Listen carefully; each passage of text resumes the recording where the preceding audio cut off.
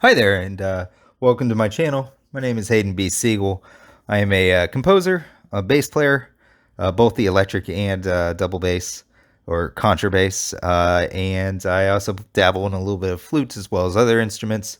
Um, but for those that follow the channel, you will know I'm very passionate about musicology and also music theory.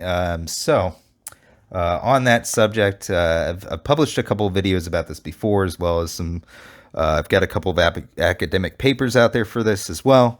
But essentially, I found a note that hadn't been recorded anywhere else, and nobody else had notated it, so I got to name it. And as soon as I figured out after doing like a 10-year, I guess, lab or research on it. I went like across the world, wrote a bunch of different music conservatories, spoke with professors at different colleges. And that's how I came to the conclusion that nobody else had done this. And then I finally published the first paper, got it peer reviewed, certifying that I was the first person to make this sound on an instrument. But due to all that, I felt duty bound to put in the legwork and do a little bit more research. Honestly, there are probably physics majors that would be way better to do this kind of stuff than myself. But again, nobody else had done it, so I figured why not research it and actually try and figure out how this thing worked. I aptly named it Siegel Harmonics after myself. It's actually more of a fractal than a harmonic. We'll get into that here in a little bit. I mean, the examples I'm going to give in this video are harmonics, but you can make these things where they end up becoming fractals instead of an actual harmonic. A fractal isn't equally divided. A harmonic would be equally divided. But in anyway, so in the quest or the pursuit to always better myself and to provide more information in case somebody finds these videos, finds these papers, and maybe they'll correct me on stuff. Maybe they might figure out stuff that I don't. So I want to put as much information out there as possible on this, just so it exists. I mean, this is a legitimate sound. It does have some compositional qualities. It's a little bit harder to work with. The first known publication or the monograph of this was Cerebral Chauffeur. I'll put a link in the description of this video to I have a remastered one, so I'll link that, but it's on my SoundCloud. Both the remastered and the original are up there, so I'll link both of them. I would like to put it on an actual album one day. I just haven't found the right place to work it in. There's actually now two compositions that feature these notes, these Siegel harmonics, with the third one that I'm working on now. But yeah, I guess I should actually back this up and give some qualifications here. So I did go to school for music, but that was after spending several years on the road as a bass player, and ended up just becoming kind of a session guy for bar bands, music festivals, wedding bands. I actually got my start in a punk rock band as a bass player. I tried drums before, but my mom was like, "I'm never gonna buy you a drum set ever." Then when I was in grade school, they test you on every instrument, and I could make the aperture for the flute, so they put me in flute. But then this girl in class, we went to like a school dance, and it didn't work out, so I did not sign up for a second year of flute. And but music was not done with me. The very next year, my buddy Chris was into punk rock, and so was I. And he was like, "Hey, I need a bass player, Hayden, for my punk rock band." And I was like, I don't know anything about bass. I've never played bass before. And he was like, neither did Sid Vicious. So you're going to be my bass player. And I thought about it, went home and listened to some Rancid and Matt Freeman. And I was like, yeah, okay, I can be a bass player. And oddly enough, my brother, he got in contact a couple of years after that with Rancid through my aunt out in LA, and got to do a little bit of correspondence with Matt Freeman. My brother and Laura's got to do some correspondence as well. But so I got to actually tell that guy, hey, thanks for inspiring me to become a bass player when I was a real young kid. Flash forward several years later, the band I was playing in, the drummer broke his collarbone. I had nowhere to go, nothing to do, and one of my artist friends was like, "Hey, you should probably try out for like college. You could probably get a scholarship, and they'll put you in the dorms and yada yada yada." And I was thinking about it. I was like, that's what those old composers did, like Bach and stuff. They would like find patrons to take care of them. I'll do that. And sure enough, I went to Weatherford College down in Texas. Got a full ride scholarship in music. Signed up for every single music program. Started running jazz combos for the school as well too, getting the other students paid to go play music. And I actually did a double full load because I did writing as my second major with a focus in poetry, so I could do better lyrics. Which honestly, when it comes to my composition skills, I get a lot more compliments for my lyrics than my compositions, like the musical quality, which I'm fine with that. I mean, um, rhythmically, some of my songs can be very interesting, but I don't really push the envelope too much, except maybe here where I do these really weird avant-garde pieces or whatever genre you want to call this. Anyway, I ended up leaving school for a plethora of reasons. There were some uh, legal battles in there that I thankfully won, but it just totally ruined the whole notion of schooling for me, at least in um, you know, the like more regular path when it comes to school and such. There were also some issues with like I didn't like how it was being taught. If you've seen the other videos on my channel, I focus in on Jewish musicology, and a lot of that you will never learn in school. Actually, the video I'm gonna post tomorrow. This one I'm doing late here on Saturday night because I don't have any gigs. I've been sick for the past 2 weeks, and so I decided not to do a gig this weekend. And so feeling a little bit better, and I was like, I need something to entertain myself here at midnight. So I figured I'd finish out this video that I'd been working on for a while. But I do have another video coming up for the Let's Talk About Jewish Musicology, and it'll be Giacomo Meyerbeer. Very excited about that guy. Somebody you will not learn about in school. In fact, even though I did music history classes in school, we never talked about that guy even once. So I found out about that guy after school. Um, because of that and various other reasons, like I just decided, to go my own path, and I ended up becoming a music coordinator at the synagogue that I went to, Ahava Shalom, there in Fort Worth, Texas. I also became a bass player in the Fort Worth Civic Symphony Orchestra. I went from fourth chair to third chair. Just there's like no like that's not like a promotion or anything. It was just first year I did fourth chair under Toby Wynn was the first chair bassist that led us. But we also had Swan Lin, who came and joined us. He got to play Stradivarius violin with us in my very first season. I got to play behind an actual Stradivarius violin, and we did a bunch of Tchaikovsky pieces in the Big Russian Five. It was fantastic. And then the next year, because the first chair, Toby Wynn, for health reasons had to step down, they moved me to third chair and got this. The next season after that, they got a girl to play fourth chair for us.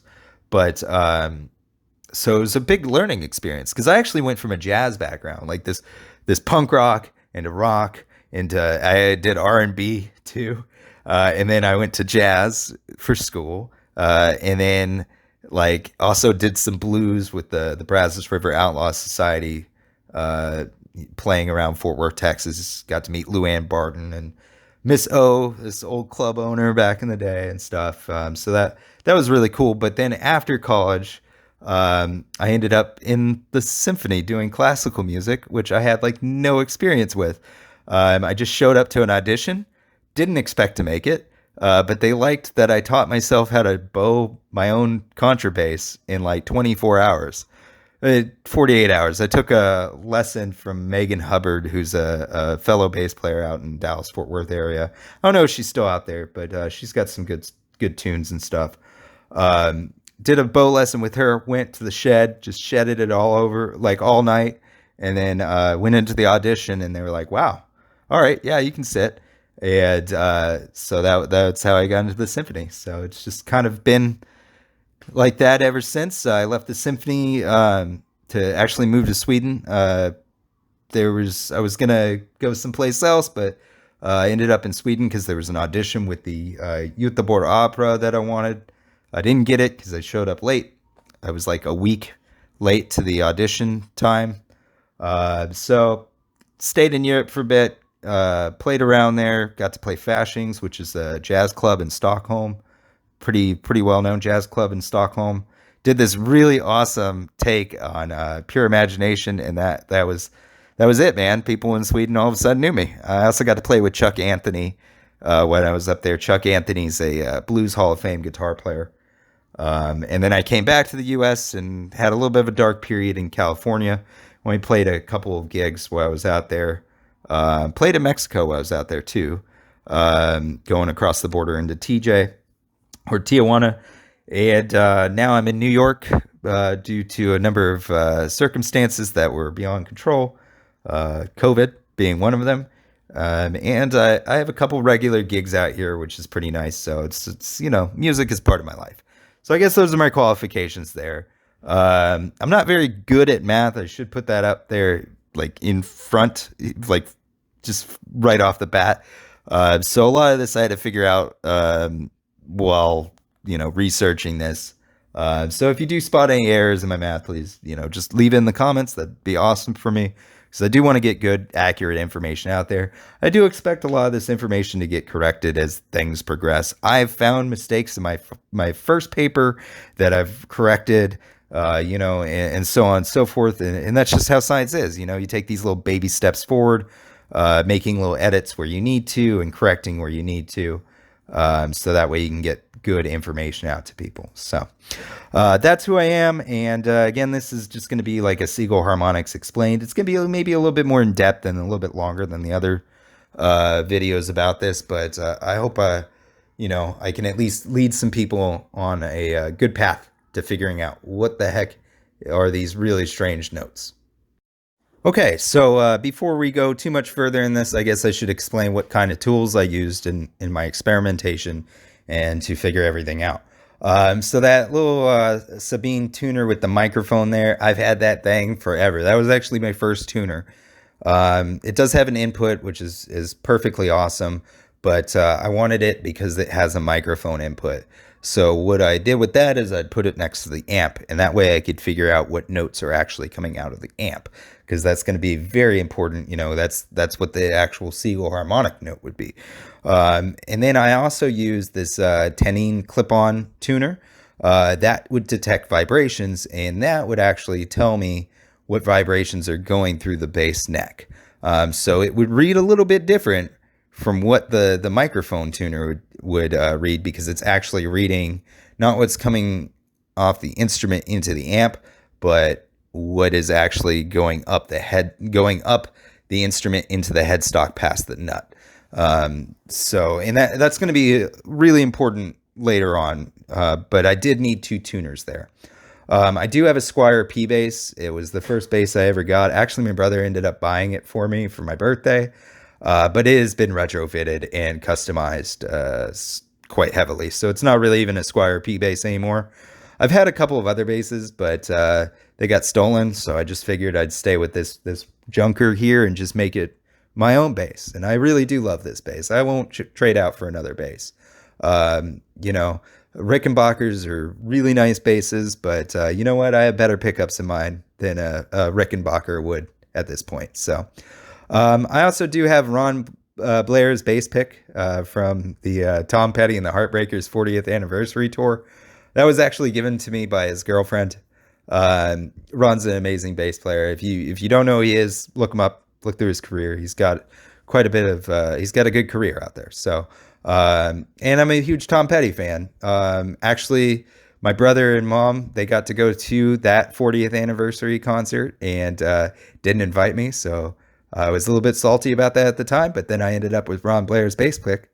And so I got to rub that in my brother's face because he's a guitar player. So shout out there to you, Ron. Thanks for being an influence on my playing. And then I also use an acoustic image Coda A Series 4 amp. I mainly use that because of the contrabass, but it carries the electric bass just as well.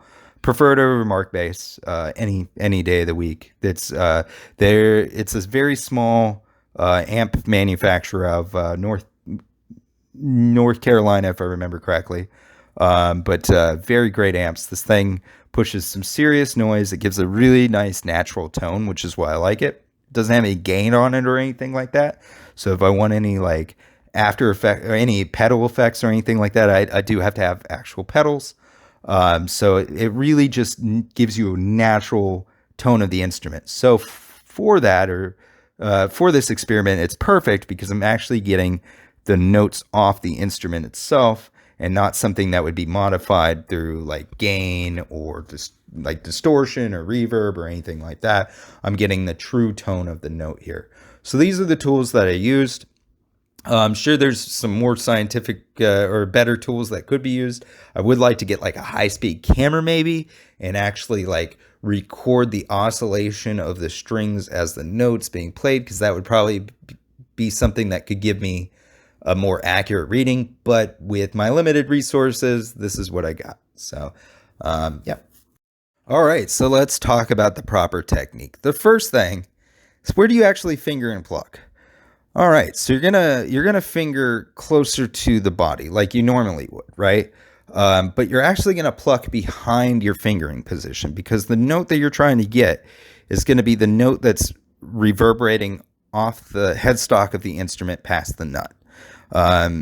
So it's very important to always pluck behind where you're actually fingering in order to create a Seagull harmonic. I usually suggest spacing at least 1 to 2 frets away from wherever your fingered position is, because then you get a really good solid pluck off the string. In the experiment, I did use a pick so I could get a really good solid pluck against that string. But for the recording of Cerebral Chauffeur as well as Run Runner, I had to do it one-handed because I'm playing a melody over the Seagull harmonic, which I'm using as sort of a just to harmonize with the melody. So you can play Seagull harmonics and then play a melody over that if you can, pluck and finger with one hand, sort of like Charles Mingus did. It is again, it's very important that you finger in front of where you're plucking. All right, let's talk about the difference between pizzicato harmonics and a Seagull harmonic. Pizzicato harmonics not what we're looking for. A pizzicato harmonic, you also pluck behind the fingered position, but if you notice in the picture there, you see the strings just kind of, it's open.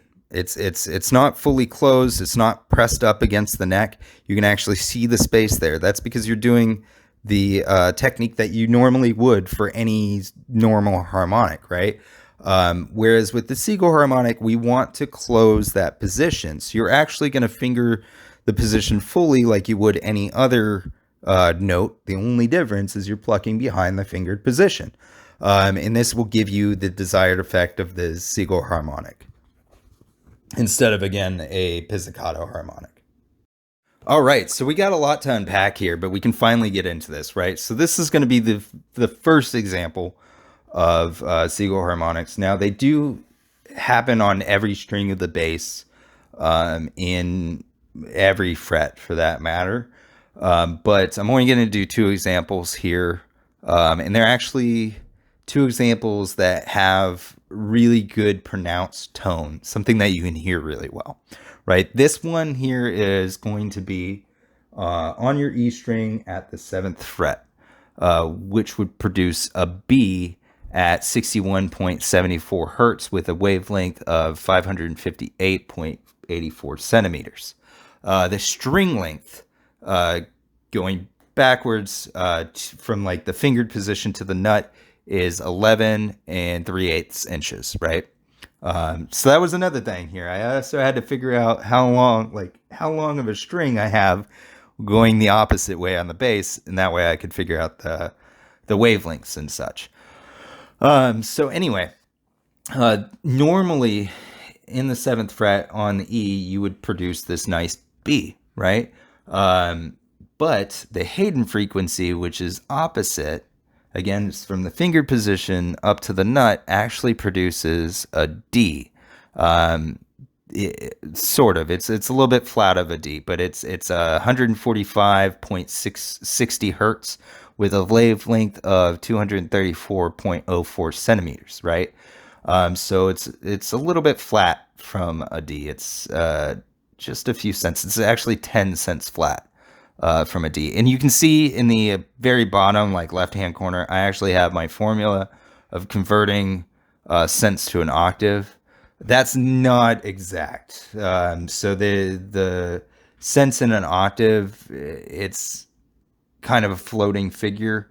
I calculated it out on my own base to 1.235 hertz per 10 cents, because there's 1,235 cents in an octave. But again, that also depends on your regional tuning. There is different tunings for different parts of the world. If you've traveled as a musician, you would know this.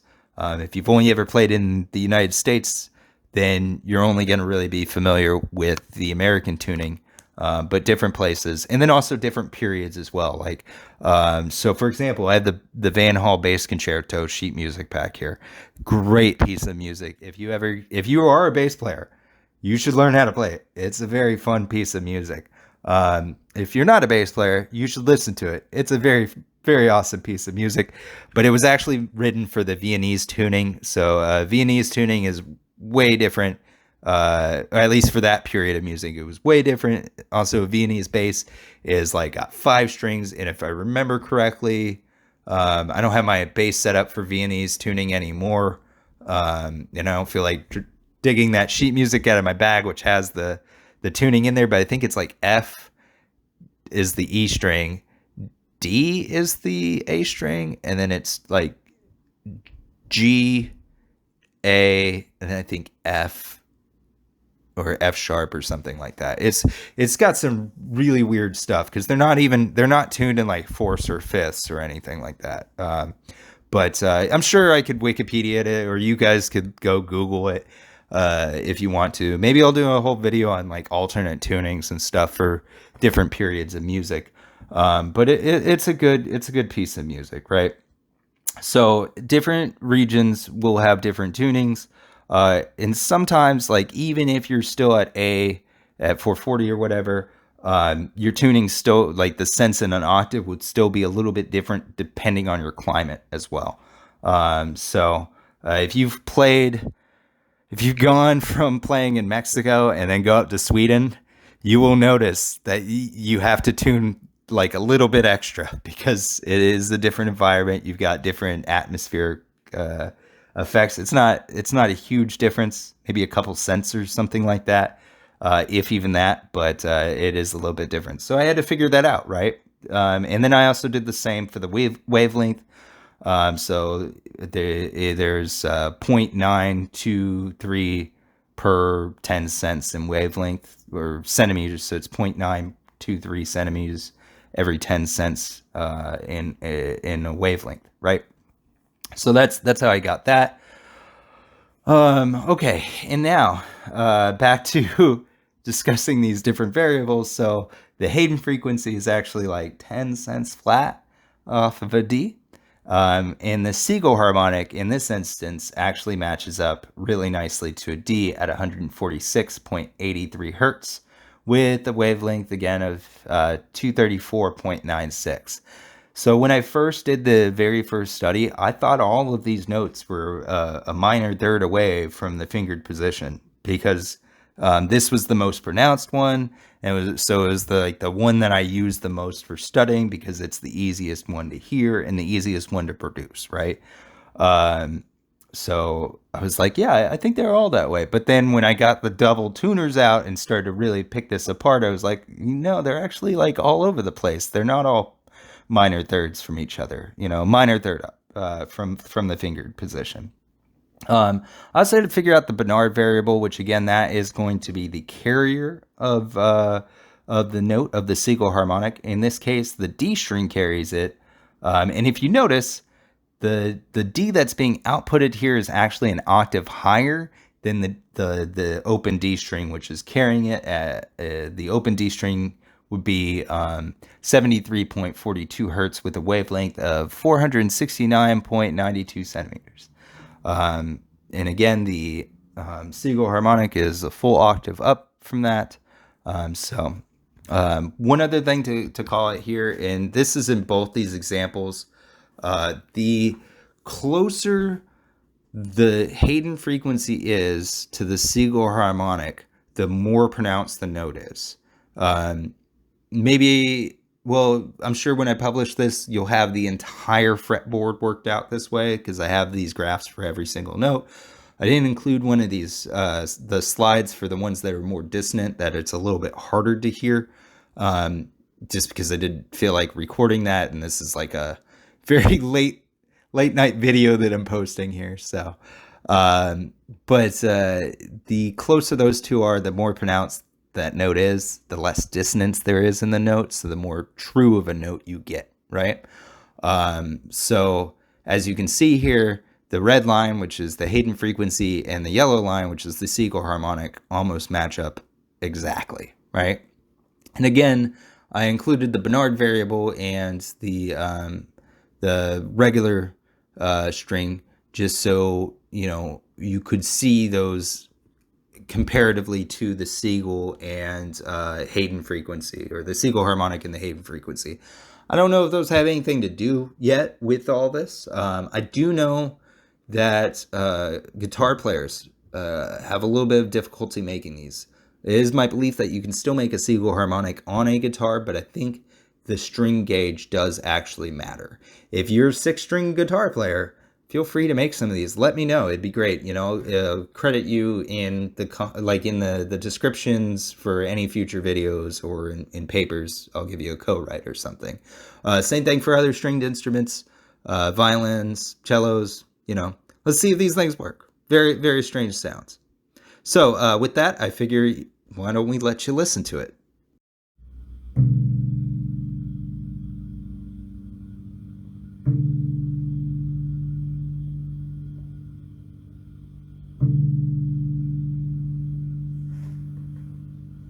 All right, well, I hope you guys enjoyed that really weird note.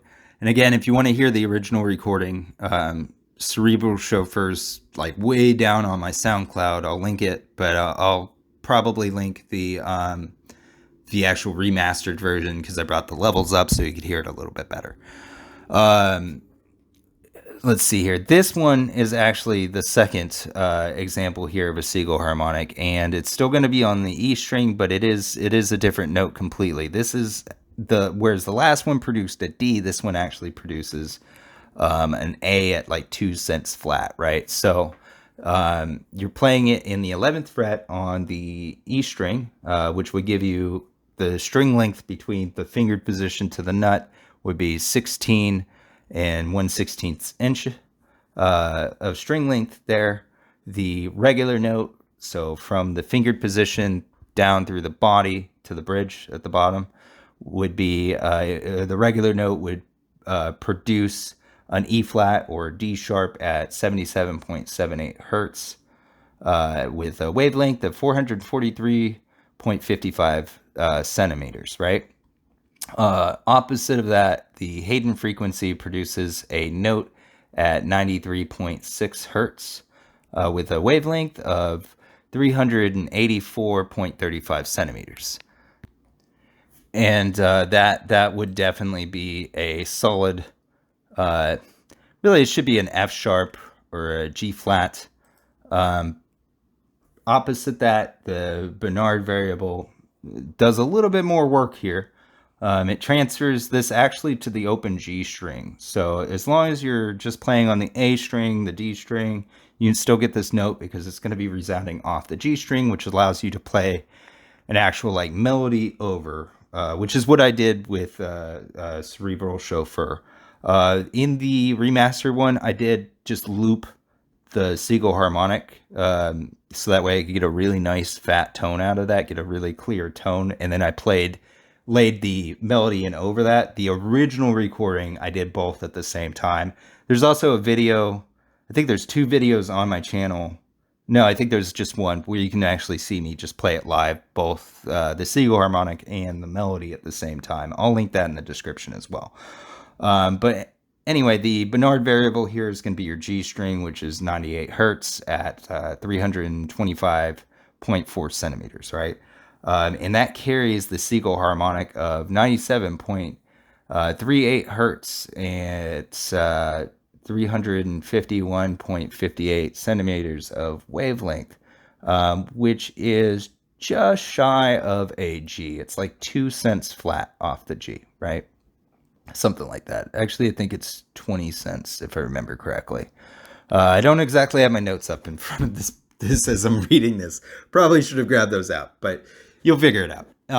Anyway, so this gives you kind of an idea of what's going on here, and as you can see, I think the reason why it's skipping over the string that would be opposite the neighbor is because the resonant frequency of the Siegel harmonic and the Haydn frequency is so close to the G string, right?